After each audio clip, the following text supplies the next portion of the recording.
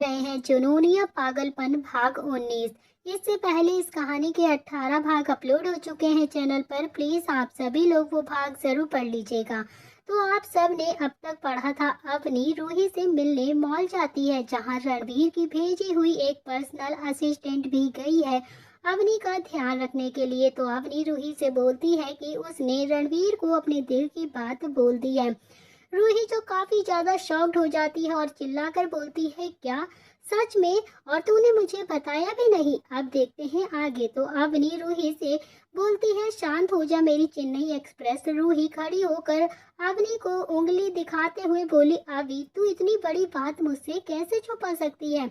उस दिन मैंने तुझे पूछा तब तो तूने बात टाल दिया, और कल जब मैंने तुझे कॉल किया तब भी तूने नहीं बताया। अवनी रूही को बैठाते हुए बोली, रूही तू आ पहले बैठ, मैं तुझे सारी बात बताती हूँ। तो रूही जो पहले से ही नाराज हो जाती है, उस वक्त सिचुएशन ही कुछ ऐसी थी, मैं अपनी फीलिंग्स को कंट्रोल नहीं कर पाई और मैंने उन्हें बोल दिया। तो रूही पहले तो नाराज हुई पर बाद में उसे काफी ज्यादा खुशी हुई। रूही खुशी से बोलती है, अभी तो ना दुनिया की सबसे सिंपल लड़की है जिसे रणवीर जैसा प्यार करने वाला इंसान मिला है। मैं ना बहुत ही ज्यादा खुश हूँ तेरे लिए। तभी रूही अवनी को गौर से देखते हुए बोली, बेबी तू शर्मा रही है, पर तू तो ऐसी नहीं थी ना। कहाँ से सीखा शर्माना? लगता है रणवीर जी ने सब सिखा दिया है। और एक सेकेंड, ये क्या है? अवनी रूही को देखते हुए बोलती है, क्या बोल रही है तू? रूही अवनी को छेड़ते हुए बोली, अरे ये तेरे होठों पर निशान कैसे? ये तो किसी के काटने के निशान लग रहे हैं। अरे ये तो लव बाइट के निशान है। इससे एक बात तो पक्की हो गई कि तेरे मिस्टर मॉनिस्टर काफी ज्यादा रोमांटिक भी हैं। तेरी प्रोग्रेस देख कर लग रहा है वो जल्द ही तुझसे शादी भी कर लेंगे। रूही की बेशर्मी भरी बातें सुनकर अवनी का मन कर रहा था कि अभी जमीन में गाड़ के चली जाए। उसे काफी ज्यादा शर्म आ रही थी। उसे ये बिल्कुल भी नहीं पता था कि रूही उसे इतना ज्यादा टीज करेगी। तभी अवनी रूही की तरफ देखकर थोड़ा गुस्से भरे लहजे में बोली, रूही प्लीज करना यार, बस हम यहाँ पर क्या करने आए थे और तू है क्या कह रही है? पता नहीं क्या क्या सोचती रहती है। अभी अगर तू चुप नहीं हुई ना तो मैं भूल जाऊंगी और यहाँ से चली जाऊंगी। आगे मैं तुझे कुछ भी नहीं बताऊंगी। फिर रूही टेढ़ा मुंह बनाते हुए बोली, अच्छा ठीक है, नहीं बोलूंगी कुछ भी। अब ठीक है, वैसे अभी क्या उन्होंने तुझे? अवनी रूही को घूरते हुए देखकर बोली, रूही रूही अवनी से माफी मांगते हुए बोली, ओके ओके, कुछ नहीं पूछ रही हूँ, पर क्या हम कुछ ऑर्डर करें? ये बात रूही ने बहुत ही मासूम सी शक्ल बनाकर कही थी, जिसे देख अवनी हंस पड़ी और बोली, ओके नौटंकी, बता क्या खाएगी तू? ऑर्डर कर, आज पेमेंट मैं करूंगी क्योंकि मेरे पास मिस्टर मॉनिस्टर का गोल्डन कार्ड है जिसकी कोई भी लिमिट नहीं है। तभी रूही थोड़ा चौंकते हुए बोली, क्या गोल्डन कार्ड? चल शॉपिंग भी करते हैं ना, मैं भी तो देखूं तू कितनी शॉपिंग करती है इससे। क्योंकि जहाँ तक मुझे पता है कि तू इतनी पैसे बचाओ लड़की है जो कपड़े भी एक एक साल तक खरीदती नहीं है, वो इतनी ज्यादा शॉपिंग कैसे करेगी? तभी अफनी जो लाचारी से बोलती है, हाँ यार वो तो है, पर मैं क्या करूँ, मेरे मना करने के बावजूद भी दिया है। ऊपर से यहाँ से जाकर मॉल में अपॉइंटमेंट भी बुक कर दी है और कहा है कि मुझे जाना ही नहीं होगा। रूही चौंकते हुए बोली, यार मेरे पास भी कोई ऐसा बॉयफ्रेंड होता काश, पर जाने दे, चल हम दोनों चलते हैं, साथ में शॉपिंग करेंगे। वैसे भी हम मॉल तो जाने ही वाले थे ना। अच्छा ही है, आज ही जाते हैं, वैसे भी कल तो कॉलेज जाना है, हम उसकी भी शॉपिंग कर लेंगे। अपनी बोलती है, अगर तू नहीं बोलती तो भी मैं उन तुझे लेकर वहां पर जाती, क्योंकि मैं पहली बार इतनी बड़ी यूनिवर्सिटी में जाने वाली हूँ। डर भी लग रहा है, यहाँ के लोग कैसे रहती हैं। उन्हें देखकर लगा कि मुझे भी यहाँ की दुनिया की तरह ढलना चाहिए और इसमें तुम्हारी मदद भी मुझे लेनी पड़ेगी। अवनी और रूही इसी तरह से काफी सारी बातें करने लगती हैं और फिर उन्हें बातें करते करते काफी देर हो गई थी। जब अवनी को वक्त का ख्याल आया तो रूही से बोली, अरे रूही चल, काफी देर हो गई है, अमन भैया इंतजार कर रहे होंगे। हमने उनसे कहा था कि हम कैफे के बाद सीधा मॉल जाएंगे कुछ सामान लेने के लिए। तभी रूही बोलती है, हाँ यार सच में देर तो हो गई है, अब चल निकलते हैं, तेरा कार्ड और पेमेंट कर। अवनी वेटर को बुलाते हुए बोलती है, वेटर भैया बिल लेकर आइए। तभी वेटर वहां पर आता है और बिल क्लियर कर देता है। बाद में अवनी और रूही वहां से चली जाती हैं और दोनों ही गाड़ी के पास जाती हैं। वहां अमन पहले से ही खड़ा था, उन्हें आता देख वो गाड़ी का दरवाजा खोलता है। तभी अवनी और रूही दोनों गाड़ी में बैठकर वहां से निकल जाती हैं। गाड़ी में रूही अवनी से बोलती है, अभी हम जा कहाँ रहे हैं? तभी अवनी रूही से बोलती है, पता नहीं, रणवीर ने कहा है कि अमन भैया लेकर जाएंगे। रूही अवनी से मजाकिया लहजे में बोलती है, वैसे अभी तू जहाँ रहती है वहाँ बहुत ही सारे हॉट लड़के भी होंगे ना? इसी तरह की बहुत सारी बातें करते हुए वो दोनों मॉल पहुंच जाती हैं। मॉल के पार्किंग में उनकी गाड़ी रुकी तो वहां पर कुछ बॉडीगार्ड्स और एक लड़की पहले से खड़ी थी। उस लड़की ने ब्लैक स्कर्ट और वाइट शर्ट पहना हुआ था। वो काफी ज्यादा खूबसूरत लड़की थी। उसके चेहरे पर गहरी मुस्कान थी। अवनी और रूही गाड़ी से बाहर आई तो बाहर आते ही अमन उस लड़की से अवनी का इंट्रोडक्शन कराते हुए बोला, मैम ये मिस एली हैं, बॉस ने इन्हें ही आपकी मदद के लिए भेजा है। मिस एली अवनी को ग्रीट करते हुए बोली, हेलो मैम। रूही को देखते हुए, आप शायद मैम की दोस्त हैं, है ना? खुशी हुई आपसे मिलकर। तभी आइए, इस तरीके से अंदर आइए, यहाँ पर क्यों खड़ी हैं? अली के इशारे को समझ दोनों ही अंदर जाने लगी। चलते चलते अवनी खुशी से एली को देखकर बोली, मिस एली आपको हमें मैम कहने की जरूरत नहीं है, आप हमें अवनी करके बुला सकती हैं। तो वही अवनी की बात से एली ने कुछ भी नहीं कहा और फिर अंदर की तरफ चलते हुए अवनी और रूही की नजर आस पास गई तो वो बहुत ही ज्यादा हैरान हो गई। वहाँ पर कोई भी नहीं था सिवाय उनके। रूही हैरानी से एली से बोली, यहाँ पर सब खाली क्यों है? जहाँ तक मुझे पता है कि ये सिटी का बेस्ट मॉल है, तो यहाँ पर कोई दिखाई क्यों नहीं दे रहा? एली रूही की कंफ्यूजन दूर करते हुए बोली, जी मैम, ये सिटी का बेस्ट मॉल है, पर ये बॉस का मॉल है, मैम के लिए उन्होंने स्पेशल बुक किया है, इस वजह से यहाँ पर कोई नहीं आया है आज। रूही अवनी से बोली, अभी यार मेरे पापा भी बहुत बड़े बिजनेसमैन हैं, पर आज तक मैंने सिर्फ यहाँ पर शॉपिंग ही की थी, पर यहाँ कभी भी पूरा मॉल बुक नहीं किया था। तेरा रणवीर तो सच में दुनिया का सबसे बड़ा अमीर आदमी है यार। अवनी रूही से बोली, ऐसा कुछ नहीं है, वो पिछली बार की तरह कोई परेशानी न हो इस वजह से उन्होंने ऐसा किया है। दोनों ही बोलने में इतनी ज्यादा गुम थी कि पता भी नहीं चला कि वो कब वीआईपी रूम में पहुंच गई। तभी अंदर पहुंचकर एली अवनी से बोली, मैम आप यहाँ पर बैठिए, ये लड़कियां आपकी साइज का ड्रेस लेकर आएंगे, फिर आप पसंद करके बता दीजिएगा। अवनी और रूही वहाँ पर सोफे पर बैठ गई और एक सेल्स गर्ल आई और अवनी का मेजरमेंट लेकर गई। जब तक ड्रेस रेडी हो रही थी तब तक उनकी खातिरदारी में कोई भी कमी नहीं की गई थी। उन्हें जो चाहिए था वो उनके मांगाने से पहले ही सब आ गया था। उन्हें पूरा मॉल भी घूमने की जरूरत नहीं पड़ी, एली ने सब वहीं पर अरेंज कर दिया था। उसके ड्रेस के साथ जो भी चाहिए था, जैसे ज्वेलरी, सैंडल्स, मेकअप, उसका मैनिक्योर, पेडिक्योर, सब वहीं पर आ गया था। अवनी ये सब कुछ नहीं करना चाहती थी, पर एली और रूही के मनाने के बाद वो मान गई थी और उसने आज तक ऐसा कभी भी नहीं किया था, पर आज वो कर रही थी। एली ने उसके लिए काफी सारी शॉपिंग भी कर ली थी। जब तक वो रेस्ट करती तब तक उसने एक छोटी चीज लेकर वहां पर आ गई थी। करीब 3 से 4 घंटे शॉपिंग करके एली ने अवनी को एक ड्रेस ट्राई करने के लिए कहा, जो कि वो मान गई थी। वो एक सिंड्रेला ड्रेस थी जो कि वाइट कलर की थी। उसे पहनकर जब अवनी बाहर आई तो वहां के सभी लोग उसे देखते ही रह गए। अवनी सच में एक सिंड्रेला लग रही थी। उसकी नीली आंखें, खुले बाल, पैरों में हील्स और हाथ में ब्रेसलेट, होंठों पर डार्क रेड लिपस्टिक, इस लुक में अवनी काफी ज्यादा कहर ढा रही थी। अभी अगर रणवीर अवनी को देखता तो सच में पागल ही हो जाता। अवनी भी काफी ज्यादा खुश थी उस ड्रेस को पहनकर। तभी इधर दूसरी तरफ रणवीर अपनी ऑफिस के चेयर पर बैठा हुआ था और उसके सामने एक वीडियो चल रही थी, जिसे देखकर उसके चेहरे पर मुस्कान आ गई थी और दिल में बहुत ज्यादा सुकून भर गया था। रणवीर लगातार उस वीडियो को ही देखे जा रहा था। एक पल के लिए भी उसकी नजर उस वीडियो से नहीं हटी थी। तभी रणवीर अपना फोन उठाकर किसी को कॉल पर बोलता है कि क्या सब कुछ रेडी है, तो इधर से किसी ने हाँ में जवाब देते हुए कहा। रणवीर बोला, गुड, मैं थोड़ी देर में वहां पर पहुंच रहा हूँ। फोन रख कर रणवीर अपने मन में बोला, बस कुछ ही देर और फिर मुझे कोई भी नहीं रोक सकता, यहाँ तक तुम भी नहीं रोक सकती। तो दोस्तों, क्या होगा रणवीर का अगला प्लान, तभी इधर देखते हैं। अवनी जो मॉल में थी, रूही और एली के कहने पर उसने एक बहुत ही प्यारी ड्रेस पहनी हुई थी। उस ड्रेस में अवनी किसी एंजल की तरह ही लग रही थी। ड्रेस पहनने के बाद एली और रूही ने अवनी को रेडी करने के लिए एक रूम में भेज दिया। तभी थोड़ी देर बाद जब अवनी बाहर आई, वो अब पूरी तरह से रेडी हो गई थी। अवनी ने जो ड्रेस पहनी हुई थी उस पर उसके बालों का फूलों के साथ एक वन साइडेड बन गया था। चेहरे पर हल्का सा मेकअप किया हुआ था जिस पर डार्क रेड कलर की लिपस्टिक लगाई गई थी। अवनी के लुक को देखकर एली बोली, मैम आप तो सच में बहुत ही ज्यादा प्रेटी लग रही हैं, just like a real princess. Ruhi भी अपना मुंह फाड़ते हुए अवनी को देखते हुए बोली, वाह यार, तू ना सच में बहुत ही ज्यादा खूबसूरत लग रही है।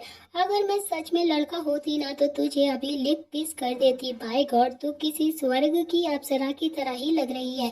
उनकी कॉम्प्लीमेंट सुनकर अवनी को बहुत ही ज्यादा खुशी हो रही थी, पर रूही की किस वाली बात से उसे रणवीर की याद आ गई, और अगर अभी वो यहाँ पर होता तो सच में उसे किस कर देता।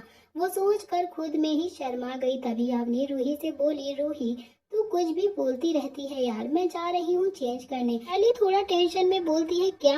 नो मैम, प्लीज चेंज मत करिए, आप बहुत ही ज्यादा प्यारी लग रही हैं। क्या आज आप इसे पहन के नहीं रख सकती क्या? तभी रूही बोलती है, हाँ यार अवनी प्लीज रहने देना, घर जाके तू चेंज कर लेना। तभी अवनी थोड़ा सा डाउटफुली दोनों को देखते हुए बोली, तुम दोनों इतना क्यों रोक रही हो? और वैसे भी मैं इसे पहन कर नहीं रख सकती, ये काफी ज्यादा भारी है और घर ही जाना है, तो किसी भी कपड़ों में जाऊं, क्या फर्क पड़ता है यार।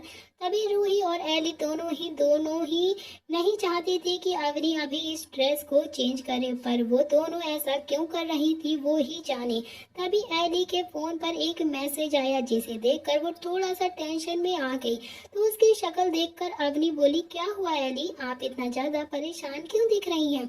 कुछ हुआ है क्या? तभी एली जल्दी से अपने फोन को रखते हुए बोली, नो नो, कोई प्रॉब्लम नहीं है मैम, कोई परेशानी वाली बात नहीं है, पर क्या आप ये ड्रेस पहन कर नहीं रख सकती? आप चाहे तो इसके पेमेंट मैं कर देती हूँ, पर आप प्लीज इसे चेंज मत करिए। रूही भी थोड़ा मासूम से शक्ल बनाकर बोलती है, हाँ अवनी प्लीज रहने दे ना, वैसे भी एक दिन में क्या ही हो जाएगा। अवनी इतनी गहरी सांस लेकर बोलती है, ओके नहीं चेंज कर रही बस। एली खुशी से बोलती है, thank you ma'am, thank you so much. Ruhi भी खुश होकर बोलती है कि बहुत अच्छा। अवनी दोनों को देखते हुए, बस करो तुम दोनों, अब चले कुछ और देखते हैं, और वैसे भी देर हो रही है। एली से बोलती है कि आप हमारे साथ चल सकती हैं, हमें पेमेंट करना है। तो एली बोलती है, अरे मैम इसकी कोई जरूरत नहीं है, ये मॉल सर का है, आपको यहाँ कोई भी पेमेंट करने की जरूरत नहीं है, आप जो चाहे ले सकती हैं। तभी रूही अवनी का हाथ पकड़ते हुए बोली, अरे मेरी अवी, तू आम खाना, गुठलियाँ क्यों गिन रही है यार, चल आप कुछ और देखते हैं। तभी अवनी बोलती है कि ठीक है चल। अवनी, रूही, एली सब वहां से निकलकर मॉल में घूमने लगते हैं।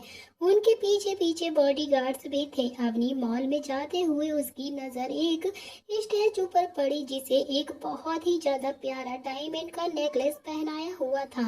एक पल के लिए उसकी नजर तो उस पर रुक ही गई, पर कुछ सोचकर वो सीधा वहां से जाने लगी। पर पूरा मॉल घूमने के बाद भी अवनी को कुछ भी नहीं लेना था। वहीं रूही, जिसने आज काफी ज्यादा शॉपिंग कर ली थी, अवनी ने बस जो जरूरी का सामान था वही लिया था, जैसे बुक, पेन, कॉफीज, उसने और कुछ भी नहीं लिया था। हाँ, एली ने उसके लिए काफी सारे कपड़े, सैंडल्स और ज्वेलरी ले लिया था, पर वो भी काफी कम थे। करीबन आधा घंटा और घूमने के बाद उन्हें शाम के 6 बज गए थे। सारा सामान उन्होंने घर भेजने के लिए बोल दिया था, और फिर वो वहाँ से पार्किंग के लिए निकल गई। पार्किंग में जाकर अवनी ने रूही को घर छोड़ने के लिए बोला, पर उसने मना कर दिया और कहा कि ये कहकर कि वो टेंशन ना ले, वो टैक्सी से घर चली जाएगी। तो वहीं एली अपनी गाड़ी लेकर आई थी, तो अवनी ने रूही को टैक्सी में बिठाया और एली को बाय बोल दिया। उसके बाद अवनी भी गाड़ी में बैठकर सीधा पैलेस के लिए निकल गई। आज अवनी काफी ज्यादा खुश थी, इतनी सारी शॉपिंग करके उसका मन बहुत ही ज्यादा हैप्पी था। तभी इधर रॉय पैलेस में अवनी को घर पहुंचते वक्त रात के 8 बज चुके थे। रात में मौसम भी काफी ज्यादा सुहाना हो गया था। आज बारिश के आसार तो बिल्कुल भी नहीं दिखाई दे रहे थे, मगर आसमान एकदम खुला था। तारों के बीच चांद पहले से ही काफी ज्यादा सुंदर दिख रहा था। कहा जाता है ना कि बारिश के बाद रात काफी ज्यादा सुहानी हो जाती है, तो आज भी कुछ ऐसा ही था। अवनी गाड़ी से उतरकर सीधा देखती है कि पूरा घर, पूरा पैलेस काफी ज्यादा अंधेरे से भरा था। अवनी अमन से पूछती है, अमन भैया यहाँ पर अंधेरा क्यों है, कुछ दिखाई भी नहीं दे रहा। तो अमन बोलता है कि पता नहीं मैम, मैं तो आपके साथ ही था ना। उसकी बात सुनकर अवनी अंदर की तरफ जाने लगती है। अंदर जाके उसने देखा कि वहां पर भी अंधेरा काफी ज्यादा था। अवनी ने घबरा कर मीना जी को आवाज दी, पर किसी ने भी कोई रिस्पॉन्स नहीं दिया। अवनी को थोड़ा डर भी लग रहा था। उसने अपना फोन निकाल कर टॉर्च जलानी चाहिए, पर उसका फोन भी डेड हो चुका था, उसमें बैटरी ही नहीं थी। उसने भी इस पर ध्यान नहीं दिया था क्योंकि वो शॉपिंग करने में ज्यादा बिजी थी।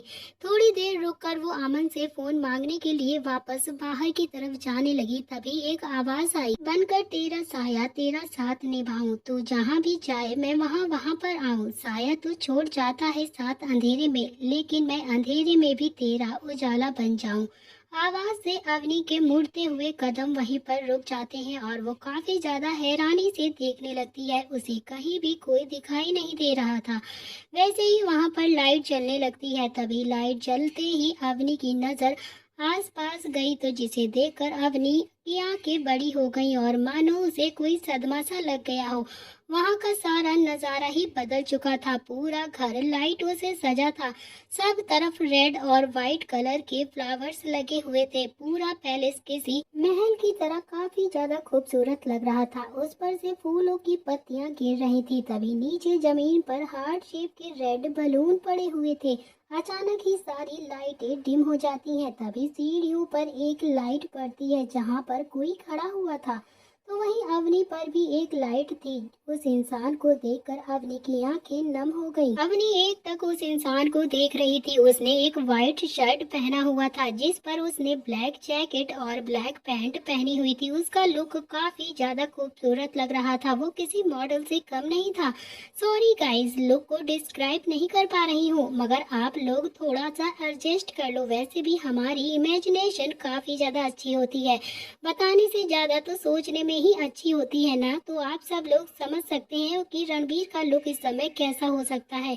अवनी का चेहरा देख जो आदमी सीढ़ियों पर था उसकी आंखें लाल हो गईं और एकदम से अवनी के पास आने लगा और एक एक सीढ़ियां उतरते हुए बोला, डोंट ट्राई टू क्राई जान, आज मुझे इनमें सिर्फ और सिर्फ प्यार चाहिए, आंसू बिल्कुल भी नहीं। ये रणबीर की आवाज थी जिसने आज ये सारी तैयारियां अवनी के लिए प्रिपरेशन करी रखी थी। किस लिए वो खुद ही बताएगा। रणवीर अवनी के पास आया। अवनी वहीं पर खड़ी हुई थी जो एक टक रणवीर के हैंडसम फेस को देख रही थी और रणवीर भी अवनी में ही खोया हुआ था। तभी रणवीर और अवनी ने कुछ भी मिनट ऐसे ही एक दूसरे को निहारने में बिता दिए। तभी रणवीर जो कब से उसे देख रहा था अचानक ही अवनी को पकड़कर उसके होंठों पर छोटी सी किस करके बोला, जान मैंने आपकी एक विश पूरी कर दी है। अवनी रणवीर को देखते हुए बोली, विश पर कौन सी। तभी उसे कुछ याद आया तो वो बोली, पर मैंने तो मॉल में मन में ही कही थी, आपको कैसे पता चल गई।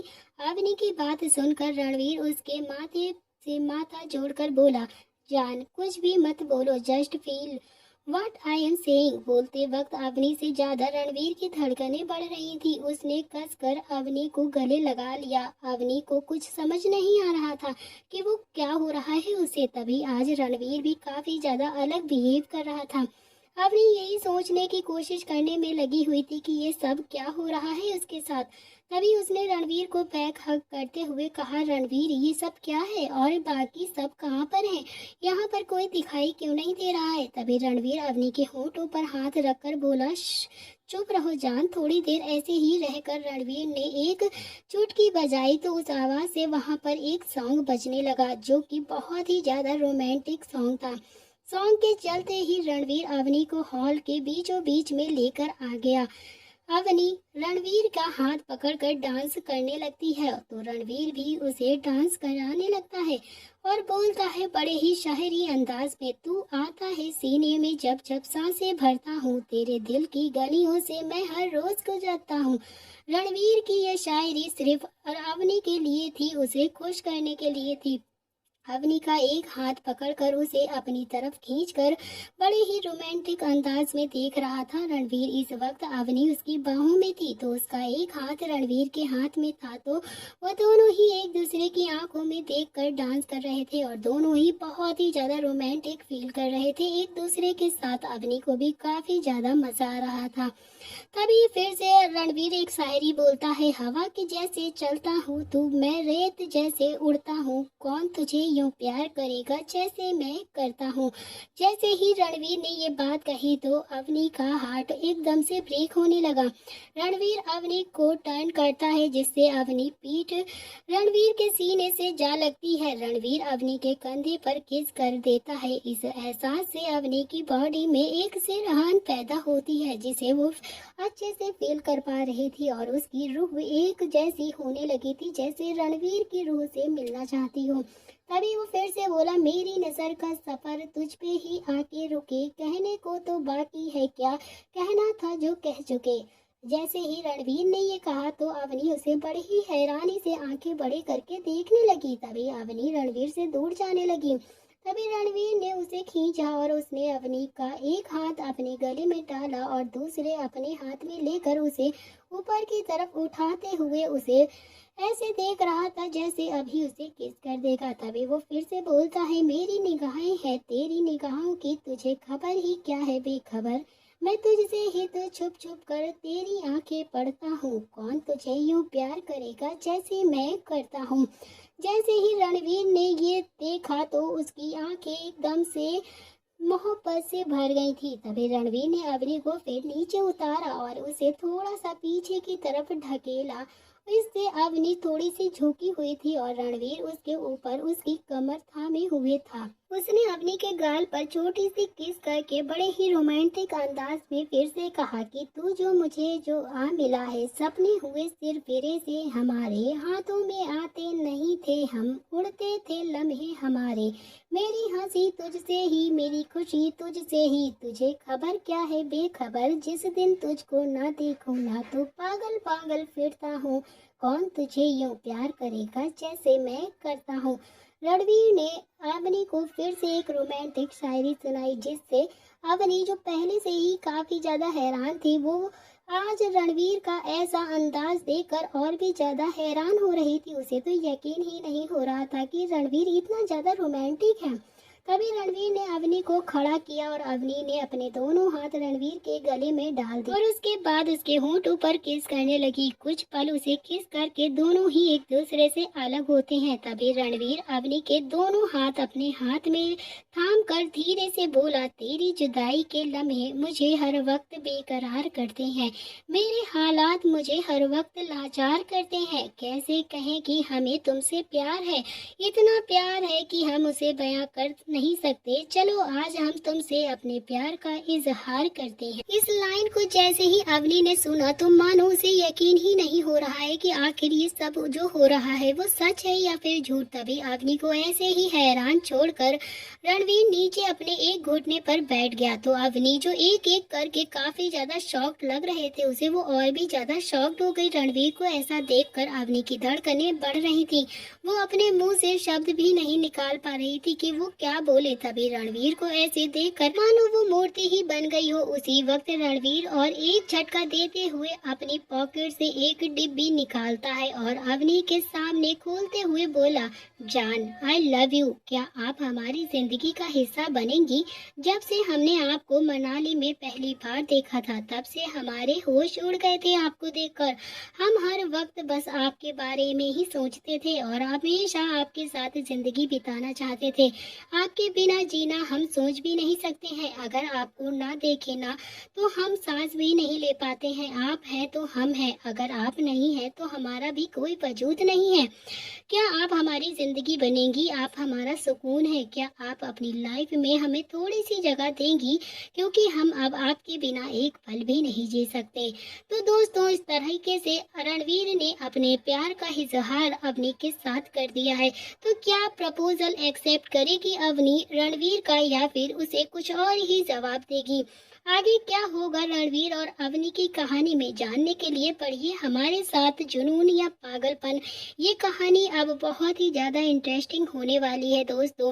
तो अब इंतजार है कि अवनी रणवीर के प्रपोजल का क्या जवाब देगी। कहीं ऐसा तो नहीं कि रणवीर का प्रपोजल अवनी अब रिजेक्ट कर दे, क्योंकि अवनी के दिल और दिमाग में अभी भी कुछ चल रहा है। तो ये सब जानने के लिए आपको देखना पड़ेगा इस कहानी का अगला भाग। आज के लिए इतना ही, मिलते हैं इस कहानी के नेक्स्ट पार्ट में। Thank you friends.